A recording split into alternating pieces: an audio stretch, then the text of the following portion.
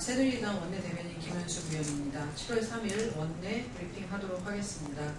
첫 번째는 새정치민주연합 녹취 왜곡 관련된 내용입니다.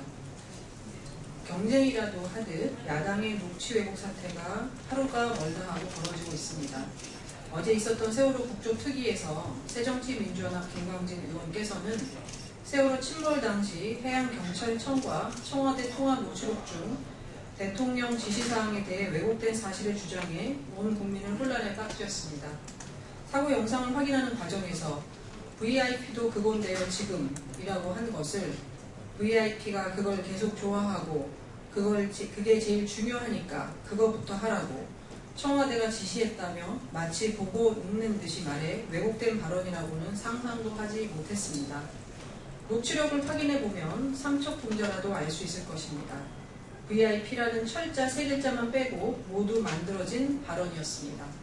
지난 6월 16일 안전행정위 전체 회의에서도 새정치민주연합 한 의원은 소방방재청 녹취록을 확인하고도 고위공무원 의전에 신경 쓰느라 골든타임을 허비했다는 왜곡된 사실을 주장해 논란을 일으킨 바 있습니다.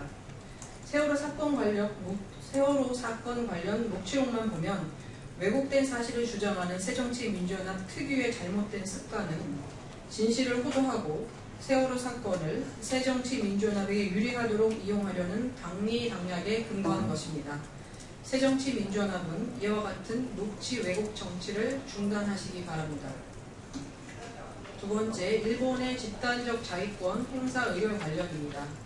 7월 2일 어제 박근혜 대통령이 중국 언론과의 인터뷰에서 일본의 고노다마 검증을 다마 훼손 시도라 규정한 것에 대해 일본 외무성은 일본은 고노다마를 훼손하려 한 게 아니다 라며 유감을 표명했습니다.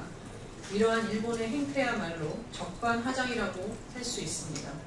과연 일본 아베 내각의 우경화의 끝은 어디까지입니까? 지난 1일에는 자국민의 58%가 반대하고 있는 집단적 자위권마저 허용토록 헌법 해석을 변경해 전쟁이 가능한 국가로 다시 회귀했습니다. 아베 총리는 각이 결정에 있어 전쟁을 하는 나라가 되는 일은 있을 수 없다라고 말하고는 있지만 각의 내용을 보면 자위대의 활동 범위, 국회의 사전 사후 승인 절차 등이 불분명해 대한민국을 비롯한 주변 국가들로부터 지지나 신뢰를 전혀 받지 못하고 있습니다.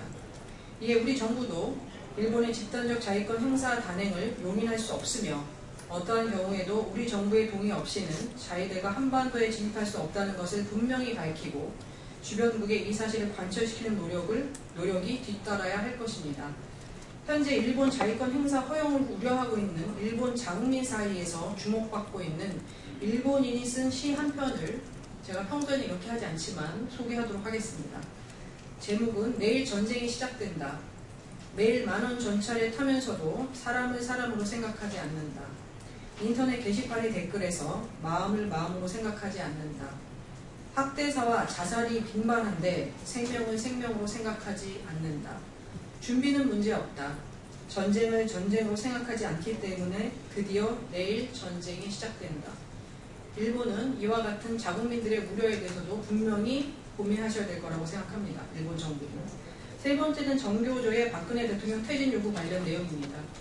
전국 교직원 노동조합은 교육부가 3일까지 제시한 노조 전임자 복귀 명령을 거부하고 박근혜 정부가 전교조를 법 밖으로 내몰고 있다며 2차 교사 선언을 발표하고 대통령 퇴진을 요구하고 있습니다.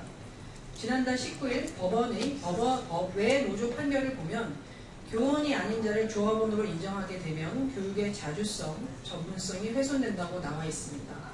실제로 전교조가 교원 자격이 없는 자를 노조원으로 인정한 9명 중에는 국가보안법 위반죄로 형사처벌을 받은 교사, 교육감 부정선거에 가담한 교사 등이 포함된 것으로 나타나고 있습니다.